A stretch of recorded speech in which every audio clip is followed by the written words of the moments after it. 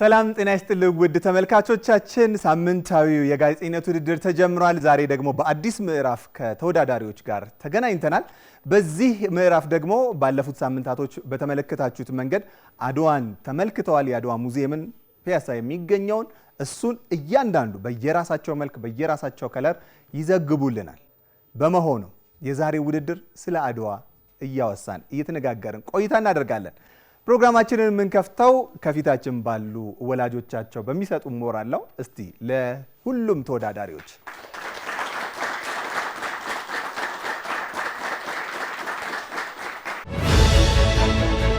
ተመልሰን መጥተናል። በቀጥታ ወደ ውድድራችን ነው የምንሄደው። ዛሬም ደግሞ የተለየ አቀማመጥ አለን። በዛ መሰረት ስማቸውን እየጠራን እዚህ እንጋብዛቸዋለን። ቅድም እንደነገርናችሁ በመግቢያው ላይ አድዋ ሙዚየምን ሁሉም ተመልክተዋል። እንዴት ያቀርቡታል የሚለውን በቀጥታ እንመለከታለን። ሰላም እንዴት ናችሁ? የጋዜጠኝነት ተወዳዳሪ አቢጌ አዲስ እባላለሁኝ። እንግዲህ እስካሁን ስንወዳደር የነበረውን ውድድር ተመልክታችኋል። በባለፈው ፕሮግራማችን ደግሞ የአድዋ ሙዚየምን ስንጎበኝ እንደተመለከታችሁ ተስፋ አደርጋለሁ።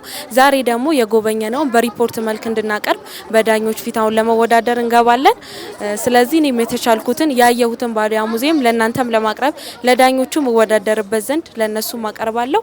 ለሌሎቹም ተወዳዳሪዎች መልካም እድል፣ ለእኔም መልካም እድል እመኛለሁ።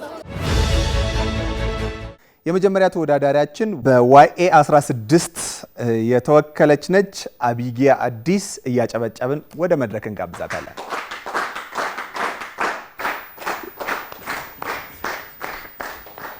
ኢትዮጵያውያኖች በሙሉ እንኳን ደስ አላችሁ፣ እንኳን ደስ አለን።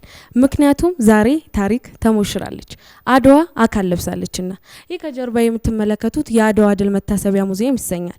ላለፉት ወራቶች በግንባታ ቆይቶ ዛሬ ከፍተኛ የመንግስት ባለስልጣናት፣ ሚኒስተሮችና የክብር እንግዶች በተገኙበት በይፋ ተመርቋል። የአድዋ ድልን ለመዘከር የድሉ ምክንያት የሆኑትን ጀግኖች ኢትዮጵያውያንን ለማወደስ የተገነባው ይህ ሙዚየም በተለያየ አቅጣጫ የሚታየው ትልቁ የአፍሪካ ካርታን የያዘውና ነጻነትን ድሉ አፍሪካኖች ያጋባውን የጀግንነት መንፈስ የሚያመላክተንን ሐውልት በቀዳሚነት በሙዚየሙ እንመለከተዋለን። በተጨማሪም ከበስተጀርባው የሚገኙት ሐውልቶች በጦርነቱ ላይ የነበሩ 45000 ፈረሰኞችን ይዘክራሉ።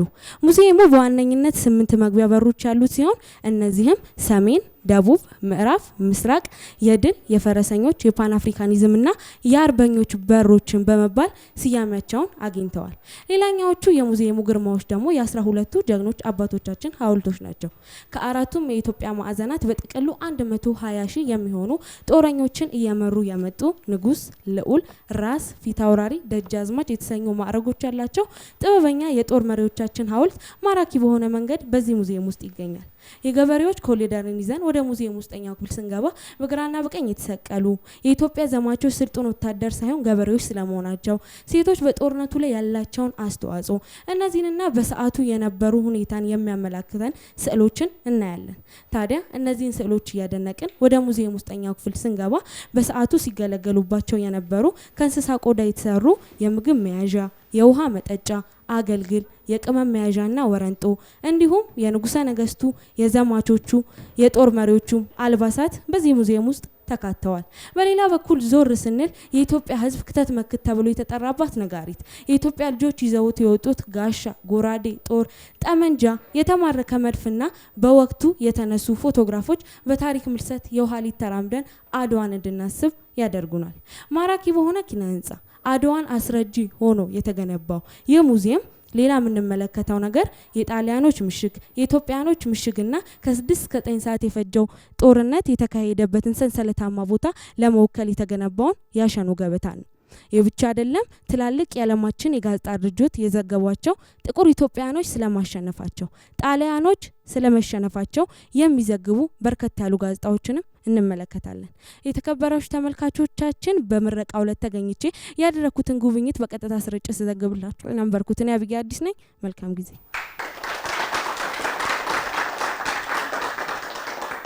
በጣም ቆንጆ፣ በጣም ያምራል። ትንሽ አድዋ ሙዚየምን አይቶት የሚያቅሰው ካለ ሙሉ በምስል ውስጡ የመጣ ይመስለኛል እኔ ሳስበውና በጣም ጥሩ። ዳኞችን ባያዝ እንዳላደርግ በቀጥታ ለኤርሚያስ እሰጣለሁኝ ቦታውን። አመሰግናለሁ። አቢጌ እንደምን ነሽ? ስንተኛ ክፍል ተማሪ ነሽ? 10ኛ ክፍል። ኦኬ የሚጠበቅ ነው። በደንብ ነው የተዘጋጀሽው። ዝግጅትሽን በደንብ ማየትሽንም የሚያሳይ ነው። ሌላው ወደ ኮሜንት ሊሄድ ብዙ ነገሮች እየተነገሩ ስለመጡ ማለት ነው። አንደኛው ነገር ሚዲያ ላይ የሰዓት አጠቃቀም ትልቅ ዋጋ የምንሰጠው ነገር ነው። ምክንያቱም እዚህ ጋር የምታያቸው እንዳለ 1 ደቂቃ አይደለም 10 ሰከንድ ማንም አይታገስም። አየር ላይም ሊቋረጥ ይችላል። ልክ እኔ ባቋርጥ ኖሮ ከ1 ደቂቃ ከ40 ሰከንድ በፊት ነበረ የማቋርጠው ማለት ነው። ስለዚህ ሰዓት አጠቃቀም የትኛውን መጀመሪያ ላይ ልናገር የሚለው ላይ ሁልጊዜ ስታቀርቢ ትኩረት ማድረግ ያለብሽ ዋና ዋና የምታያቸውን መረጃዎች መጀመሪያ ላይ ማቅረብ፣ ዝርዝሮቹ በኋላ ቢቋረጡም እንኳን ቢቆምም እንኳን ብዙም እንትን ያልሆኑትን ማለት ነው። ብዙም ዋናውን ነገር ገልጾልኛል ብለሽ የምታስቢውን ነገር ወደ መጀመሪያ አካባቢ ማምጣት ነው። ከዛ ውጪ መልካም ነው ሁሉ አቀራረብሽ። በጣም ጥሩ ሀሳብ አብያ። ስቶሪ ናሬት ያረግሽበት መንገድ ዋው በጣም አንደኛ ነው። ፍሎው በጣም ቆንጆ ነው። አድዋ ሙዚየምን ካስመረቁት ጋዜጠኞች ውስጥ እኔ እናንተ ነህ። ምንም የተውሽው የለም። ስለምናቀው እያንዳንዷን ነገር ምንም የተውሽው የለም። በጣም ጎበስ። ሮዛ እንዳለችው አጋጣሚ የአድዋ ሙዚየም ምንድነው አስመራቂ ኮሚቴ እንደማለት ሆነን ሰርተናል እና ሮኦር እንትን ነበር የተሰጠን ቦታ ክልል ነበርና የሁላችንም ቦታ ነች እሷ በደንብ የጠራችው። ሁለተኛ ዊዝ ሊትሬቸር ማለት ነው ከስነ ጽሁፋዊ አገባቡ ጭምር ሞሮፍን ያሁን አቀራረቡ በኔ እይታ ከላይቭ ሪፖርቲንግ ልቅ በቃ ቆንጆ መድረክ መሪ ኤምሲ በጣም የሚገርም መድረክ አመራር ላይ የሚገርም ተስጦ እንዳለሽ አስባለሁ።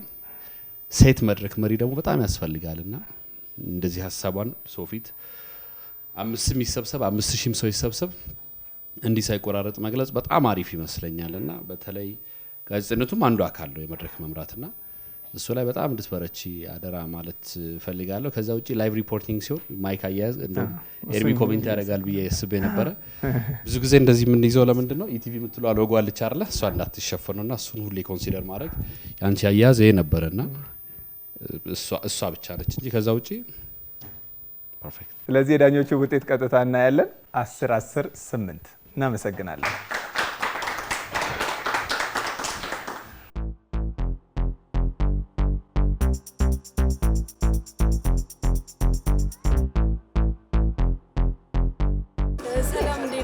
የተዘጋጀውበትን ነገር አቅርቤ ወጥቻለሁ። በዳኞቹም ውጤት ደስተኛ ነኝ።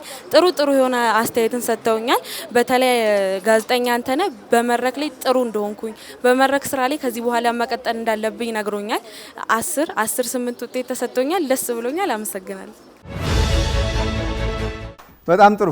እንግዲህ ፍልሚያው፣ ውድድሩ፣ ሩጫው በጣም እየጠነከረ ነው፣ እየሄደ ነው። ወደ ቀጣይ ተወዳዳሪያችን እንሄዳለን። መቅደላዊት ስዩም ይባላል። ከጋዜጠኝነት ውድድር ተወዳዳሪዎች መካከል አንዷ ነኝ። ያው ከመግባቴ በፊት ትንሽ ፍርሃት አለ፣ ግን እሱን እንደማሸንፈው ተስፋ አደርጋለሁ። እንዲሁም ደግሞ ጥሩ አቅርቤ ጥሩ አስተያየት እንደማገኝም እርግጠኛ ነኝ። በዝግጅቶቼ ውስጥ እንግዲህም ደግሞ በስልጠናው የተሰጠን አማካኝነት ተጠቅሜ የተለያዩ ፕሮግራሞችን ልሰራ ችያለሁ። እንዲሁም ደግሞ እዚህ ቀርብ ጥሩ ነገር ለማቅረብ በበቂ ሁኔታ ተዘጋጅቻለሁ ብዬ አስባለሁ። የተዘጋጁትንም ደግሞ እንደማቀርበው እርግጠኛ ነኝ። ቀጣይ ተወዳዳሪያችን የሚሆነው በዋይኤ 04 የተወከለ ወይም የተወከለች መቅደላዊት ስዩምን ወደ መድረክ ጋብዛለሁ። መቅደላዊትን እያጨበጨባችሁ ጋብዙልኝ።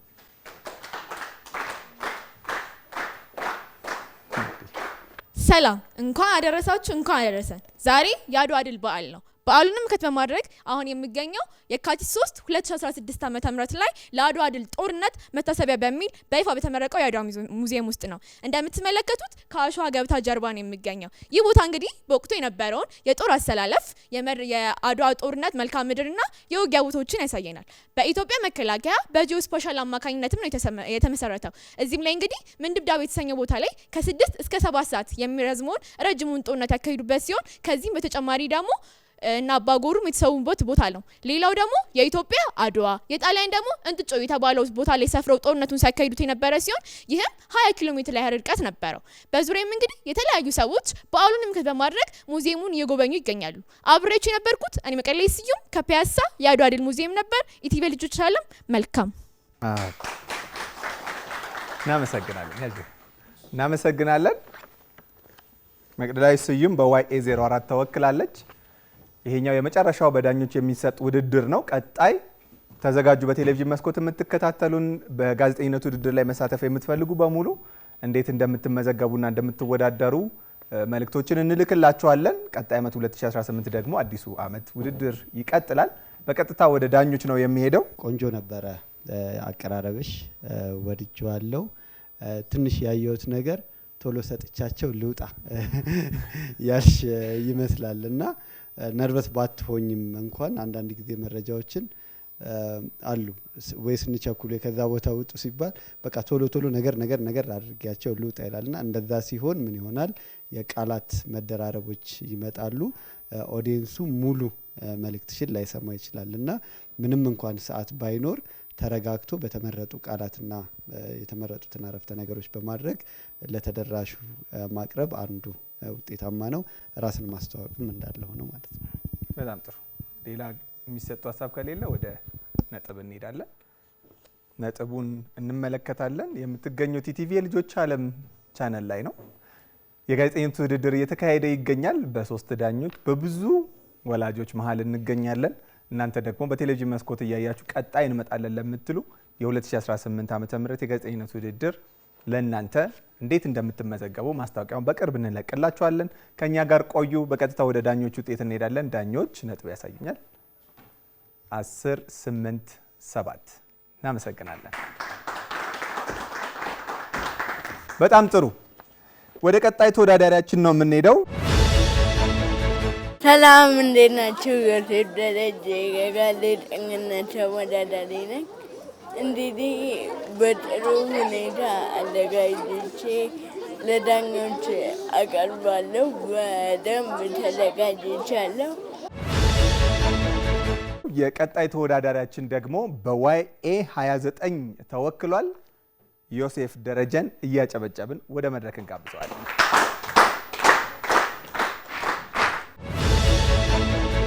አመሰግናለሁ ወገን። አሁን የምገኘው በአዲስ አበባ እምብርት አድዋ 00 ከ109 ዓመታት በፊት ጀግኖች አባቶቻችን ወራሪውን የጣሊያን ጦር ድል ያደረጉበትን የሚዘክር ሙዚየም ውስጥ ነው። በዚህ የኢትዮጵያ ብሔራዊ ኩራት የመላው ጥቁር ሕዝቦች የነጻነት ሻማ በሆነው ግቢ ውስጥ የአጼ ምኒልክና የእቴጌ ጣይቱን ጨምሮ የ12ቱ ጦር መሪዎች ሐውልት በወቅቱ የመገናኛ መሳሪያ የሆነው ትልቁ ነጋሪት ጀግኖች አባቶቻችን ድል ያደረጉበት ኋላ ቀር የጦር መሳሪያዎች ከጠላት የተማረኩትንም ጨምሮ ሌሎችም ቅርሶች በክብር ተቀምጠዋል። በአጠቃላይ ሙዚየሙ በራሱ ብዙ ትርጉም ያለውና የአድዋ ድል እንዴት እንደተገኘ ትምህርት የሚገኝበት ግዙፍና ውብ ህንፃ ነው። ዮሴፍ ደረጀ ነኝ ለኢቲቪ የልጆች ዓለም የአድዋ ሙዚየም መታሰቢያ አዲስ አበባ። አመሰግናል። በጣም ቆንጆ እናመሰግናለን።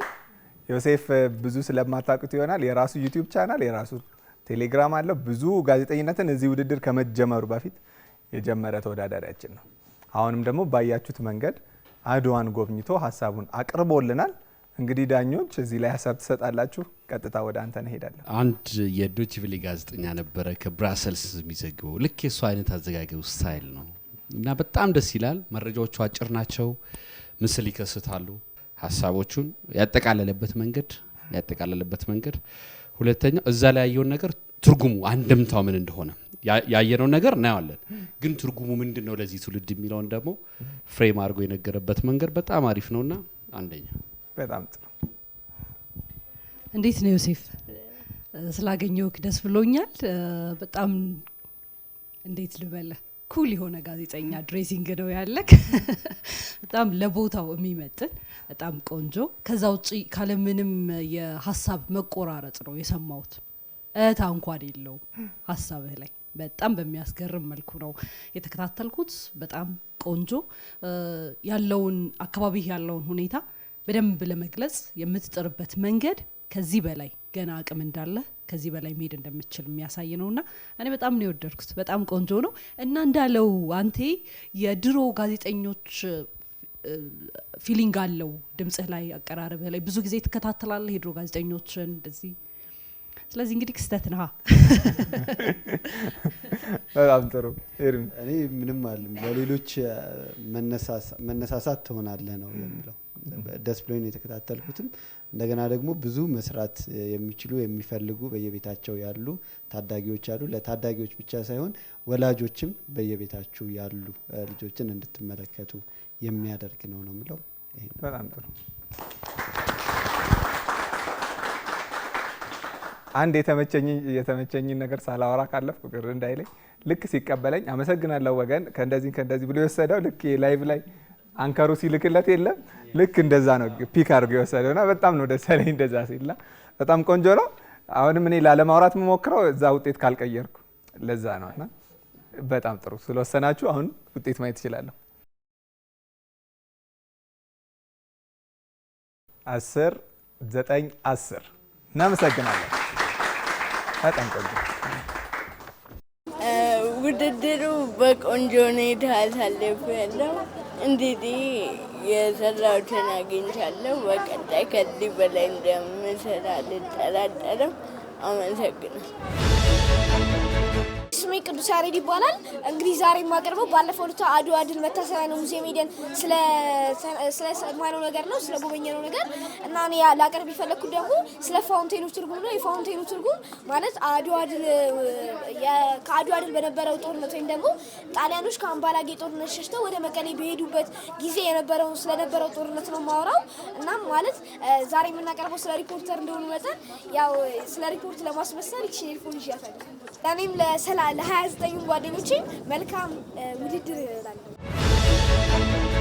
በቀጥታ ወደ ቀጣይ ተወዳዳሪያችን ነው የምንሄደው። ቀጣይ ተወዳዳሪያችን በዋይኤ 10 የተወከለ ተወዳዳሪያችን ነው። ቅዱስ ያሬድን እያጨበጨብን ወደ መድረክ እንጋብዘዋለን። ከስቱዲዮ ወገን ክብረውል እናመሰግናለን። እሺ ተመልካቾቻችን አሁን የምንገኘው አድዋ ድል መታሰቢያ ሙዚየም ነው። ከጎን እንደምትመለከቱት ይህ ፋውንቴን አለ። ይህ ፋውንቴን ከማስዋቢያነት ባለፈ በውስጡ ትልቅ ታሪክን ይዟል። እንደሚታወቀው እቴጌ ጣይቱና አፄ ምኒልክ አድዋን ድል ለማድረግ ትልቅ አስተዋጽኦ እንደነበራቸው ይታወቃል።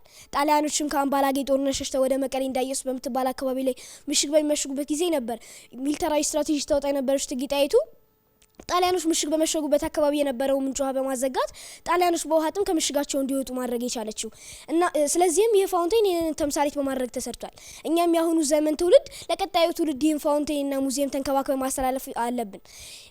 ከአድዋ 00 ቅዱስ ያሬድ ነበርኩኝ። ወደ ስቱዲዮ መልሳችሁ። በጣም ጥሩ ቅዱስ ያሬድን እናመሰግናለን። በጣም ጥሩ ገለጻ ነው ያደረገልን ከአድዋ ሙዚየም። ሁሉም አድዋ ላይ ነው ያሉት። እንደዛ አድርገን ነው የምናስበው። እነሱም በዛ መንገድ ነው ተዘጋጅተው የመጡት። ወደ ቀጣይ ዳኝነቱ ሄዳለሁ። ቀጣይ ዳኝነት ቅዱስ ስንት አመትህ ነው? 12 በጣም በቃ በጣም ቆንጆ። በደንብ ታያለህ ዜናዎችን? ማለት ያን ያህል አልከታተልም። ማለት ፕሮግራም ሲኖረን ጊዜ አያለኝ።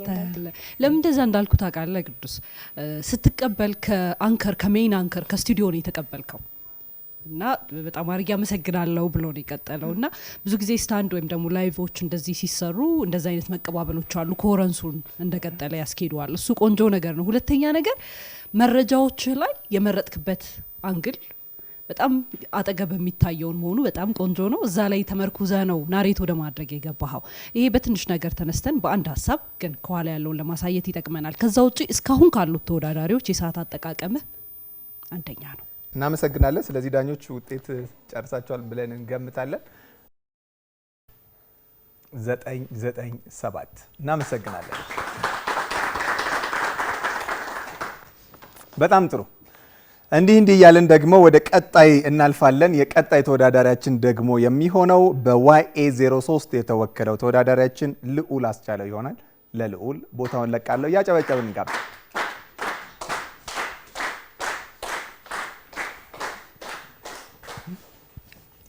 አመሰግናለሁ ተመስገን። ተመልካቾቻችን እንኳን ለ129ኛው የአድዋ ድል መታሰቢያ በዓል በሰላም አደረሳችሁ እያልን ይህን የድል በዓል ተከትሎ ዛሬ ፒያሳ ላይ በሚገኘው በአዲሱ የአድዋ ድል መታሰቢያ ሙዚየም በደማቅ ሁኔታ ጉብኝት እየተደረገለት ይገኛል ማለት ነው። እኔም በዚሁ ቦታ ተገኝቼ በአጭሩ ቦታውን የማስቃኛችሁ ይሆናል ማለት ነው።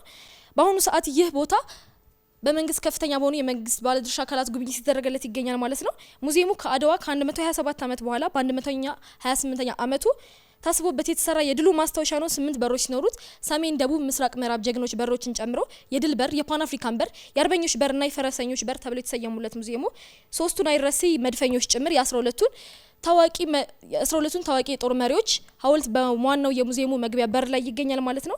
እዚህ ከጀርባ የምትመለከቱት ደግሞ በጦርነቱ ጊዜ የኢትዮጵያ ነገስታት የነበሩት ፈርቀዳጆቹ አጼ ምኒልክ እቴጌ ጣይቱ ሐውልት ነው ማለት ነው። ከፊታቸው የሚገኘውን ፋውንቴን ትርጉሙን ስንመለከት በመቀሌ እንዳዩስ በምትባለው አካባቢ ላይ መሽገው የነበሩትን የጣሊያን ወታደሮች የመጠጥ ውሃ የሚያገኙበትን ምንጭ እቴጌ ጣይቱ በመዝጋት ምሽጉን ለቀው እንዲወጡ ያደረጉበትን ኪሳራ የሚያሳይ ነው። በሙዚየሙ በውስጠኛው ክፍል ስንገባ ደግሞ በዛን ጊዜ የነበሩ ጦር ጋሻ፣ ጎራዴዎች እንዲሁም በዛን ጊዜ የተነሱ ፎቶዎችን ጨምሮ የመመገቢያ ቁሳቁሶች እንዲሁም ደግሞ የስፖርት ማዘፍተሪያ ስፍራዎች ይገኛሉ። በዚህ ዓመት ሀገር የገባችው በአንድ ጀርመናዊና በኢትዮጵያ እጆች የተሰራችውን የመጀመሪያውን የኢትዮጵያን አውሮፕላን ፀሐይ ትገኛለች ማለት ነው። ተመልካቾቻችን ሙዚየሙን ባጭሩ በቦታው ተገኝቼ አስቃኘዋችሁ። አብራችሁ የነበርኩት ሪፖርተር ልዑል ነበርኩ ማለት ነው። በድጋሚ እንኳን አደረሳችሁ እያለን ስለ ሙዚየሙ በስፋት በኢቲቪ አመሻሽ የምናቀርብላችሁ ይሆናል ማለት ነው። ከኔ ጋር ዜጋ በቃል ኢቲቪ ዜና ይቀጥላል። ወደ ስቱዲዮ ልመልሳችሁ። እናመሰግናለን። ልዑል አስቻለው ያቀረበልን ይህን ይመስላል። በቀጥታ ወደ ዳኞች እንሄዳለን። ዳኞች ኢቲቪን ቀጥታ ስላገኙት እየሳቁ ነውና እስቲ እኔ ኢቲቪ አመሻሽም በደንብ ነው የኢቲቪ ፕሮግራሞችን በደንብ ነው የበላቸውና ሁለተኛ ያው ከሜን አንከሩ ስቱዲዮ ካለ አንከር የተቀበለበት መንገድ ቀደም ሲልም ተናግሬያለሁ። ለሱም እንዲጠቅመው መረጃ እንዲሆነው ማስታወሻ ይዞ ማንበብ ፕሮፌሽናሊዝም ነው። አንድ ኤክሰለንት ጆርናሊስት የሚያደርገው ነገር ማስታወሻ ይዞ ያወራል። በቃልም ይቻላል ግን እንዳይጠፋው ፋክት እንዳይስት አንተ አሁን እዛ ውስጥ መረጃዎች፣ ቁጥሮች፣ ስሞች፣ ማዕረጎች ስለነበሩ እነሱ ነገር እንዳይዛቡ ማስታወሻ መያዝ በጣም በጣም ተገቢ ነው። እሱን ነገር አይቻለሁ። አለባበስም በጣም አሪፍ ነው እና ሁለተኛ የፕሮግራሞችን የጠቀምኩበት ቀጣይ ዝርዝር ይኖረናል ወይም ደግሞ በስፋት እናቀርባለን ተከታተሉ ብሎ ተመልካችን መያዝ ከኢቲቪ ላይ ነው እንዳይነቅል ማድረግ እሱ ደግሞ ሌላ ብስለት ነው። በጣም ጥሩ ጉድ ልዑል ስንት ያክፍል? 9 ያክፍል። የሚገርም ነው። በጣም ስማርት ነው። ሎሌ እንዳለው አንተን እንዳለው ሁሉንም ወስዳለሁ። በጣም ፐርፌክት ነበርክ፣ ጎበዝ። ብቸኛዋ ለወደፊት መጠንቀቅ ያለብህ ነገር ማስታወሻ መያዝ ያለብን ቦታ ላይ ብቻ ነው። ለሁሉም ነገር ወደፊት አምጥተን ማየት የለብንም። እንዳለው አንተነ ከስም ከቁጥር ከፋክቶች ጋር የተገናኙ ጉዳዮች ላይ ያው ግን ሎሌ ወደ ላይ አርጋት ሌላዋንም ምናምን እንደዛ እንዳታነባት እሺ። ከዚህ እሱ ላይ ብቻ ትንሽ እንጂ ሌላው በጣም ቆንጆ ነበር። በጣም ጥሩ። ስለዚህ ዳኞች ቁጥር እናያለን። ቁጥር ካሳያችሁኝ በኋላ አንድ ሀሳብ ጨምራለሁ። ሬዲ 988 በጣም ጥሩ። ከመውጣቱ በፊት ያው እሱም ጎበዝ ነው። ብዙ ነገሮችን እንትን ይላል፣ ይሞክራል፣ ይሰራል ማለት ነው የሚለውን 1 6 7 ሰምቻለሁና እሷ እንደዚህ አይጠበቅም ማለት። ስለዚህ ቀጣይ የሚደጋገሙ ቃላቶች አያስፈልጉም። ቀጥ ብሎ መሄድ አለበት። ውጤት ስለተሰጠ ማስቀይረው ነገር ስለሌለ በጣም ጥሩ።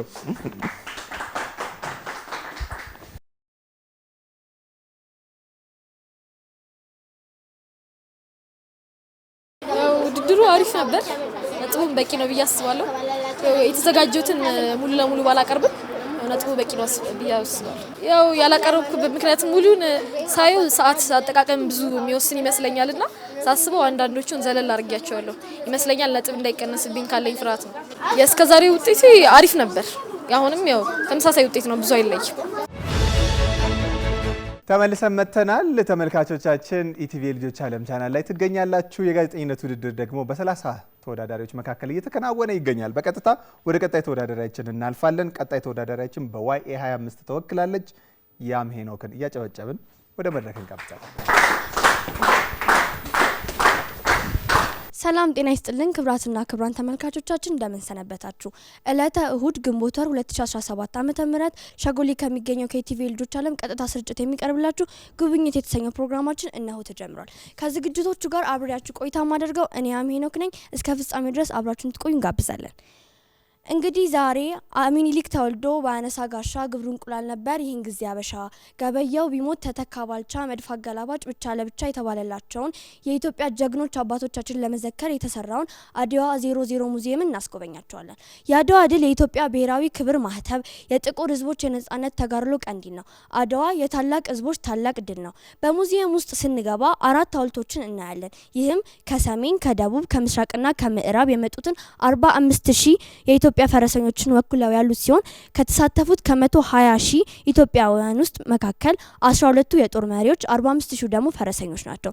ሙዚየሙ 8 በሮች ያሉት ሲሆን ይህም የሰሜን፣ ደቡብ፣ ምስራቅ፣ ምዕራብ ጀግኖች በርና ፓን አፍሪካኒዝም፣ የአርበኞች በር፣ የድል በርና የፈረሰኞች በር በመባል ይታወቃል።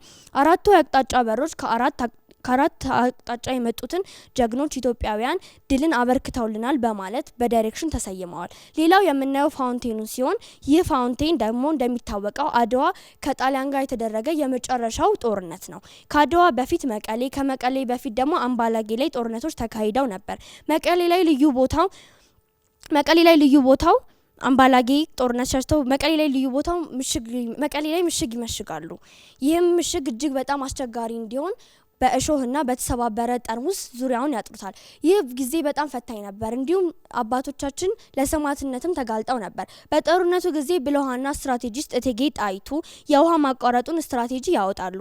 ይህም የጣሊያን ወታደሮች ለመጠጥነት ይጠቀሙት የነበረ የውሃ ምንጭ ሲሆን በዛን ጊዜ ውሃ ሲቋረጥባቸው በውሃ ጥም ተዳክመው ከምሽጉ ይወጣሉ ማለት ነው። እሺ ልጆች ለዛሬ ይዘንላችሁ የቀረብነው ፕሮግራም ይህንን ይመስል ነበር። በክፍል 2 የ12ቱ የጦረኞች ስም ታሪክና ለአድዋ ድል ያበረከቱትን አስተዋጽኦ ይዘንላችሁ እንቀርባለን። ፕሮግራሙን እየመራው አብሬያችሁ ቆይታ ያደረኩት እኔ አሚኑክ ነበር። እስከ ሳምንት ቸር እንሰንብት። በጣም ጥሩ።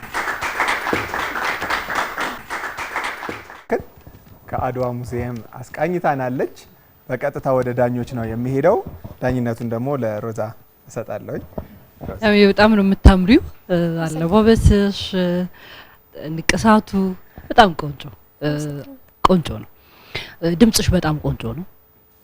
ድምብ ለስለስ ያለ ከዜና ይልቅ ለፕሮግራም የሚገባ አይነት ወደነ ኤርሚ የሚሄድ አይነት ነው። ግን ቆንጆ ነው። ካሜራ ፕሬዘንስሽም ቆንጆ ነው። ፔስሽ ለካሜራ ይሄ ሱሱ በጣም ቆንጆ ነው። የመግቢያሽን በጣም ወድጄዋለሁ። የገባሽበት መንገድ በጣም ፈጠራ የታከለበት በጣም ቆንጆ ነው እና ከዛ በኋላ በዛው እንደምትቀጥይ ተስፋ አድርጌ ጠብቄሻለሁ።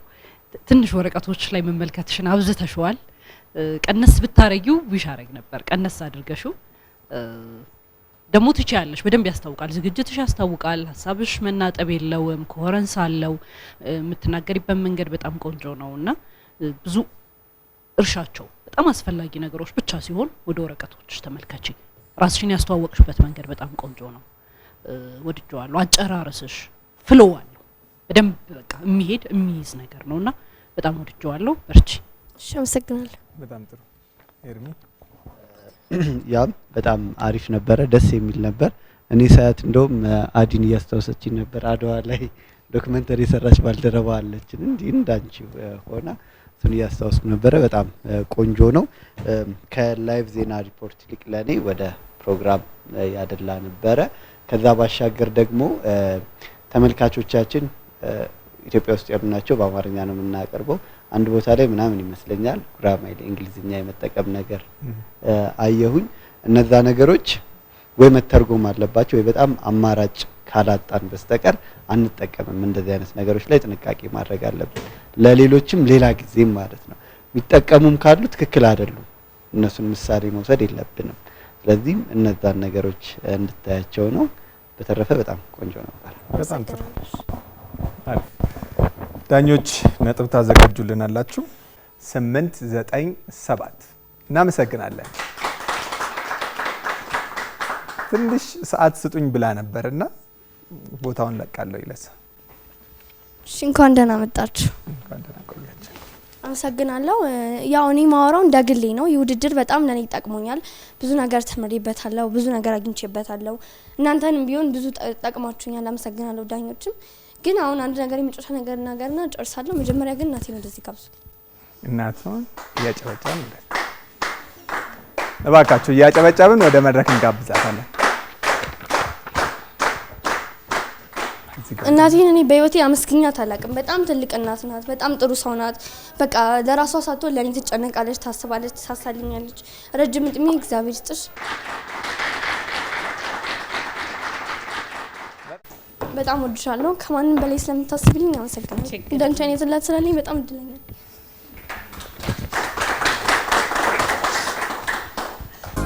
ያኔ በለጋው ልጅነት ሳላውቅ እንቅፋት ደግነት እቅፍ አርገሽኝ በእንቅልባ ጧት ማታ ያኔ በለጋው ልጅነት ሳላውቅ እንቅፋት ደግነት እቅፍ አርገሽኝ በእንቅልባ ጧት ማታ ያኔ በለጋው ልጅነት ሳላውቅ እንቅፋት ደግነት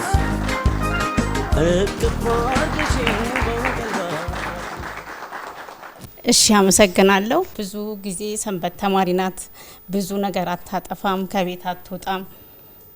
እንደውም አጋዤ ናት። ያም በቃ ቃል የለኝም እኔ በቃ ካመሰግናለሁ ሌላ ምን ይባላል? በጣም አመሰግናለሁ። እናመሰግናለን። እዚሁ ጋር እንዳሉ ሳይሄዱ አንድ ነገር ብቻ መናገር ስላለብኝ እንግዲህ ሁሉም እናት አለው እንግዲህ ከእናትና ከአባቱ ነው የመጣው። አንዳንድ ሰው ነገርን የመግለጽ የመናገር አቅም ይኖረዋል። አንዳንድ ሰው ደግሞ በውስጡ ይወድና ደግሞ እንደዚህ ብሎ መናገር የማይችላል እንጂ እርግጠኛ መሆንላችሁ ለእኔም እናት ነው እየተናገርኩ ያለሁት። እናቶችን የማይወድ ልጅ የለም። እዚህ ላይ ማስመር ያለብን እያንዳንዱ ልጆች ከማንም በላይ በሳይኮሎጂውም በሃይማኖቱም በየትኛውም መንገድ ብታዩ ከእናት በላይ ልጅን የሚቀርጽ የለም። ሁሉንም ኃላፊነት ሁሉንም መንገድ የሚያቀኑ መስመር የሚያስይዙ እናቶች ናቸውና እያጨበጨብን እንወዳቸዋለን እንበላቸው እናቶቻችን።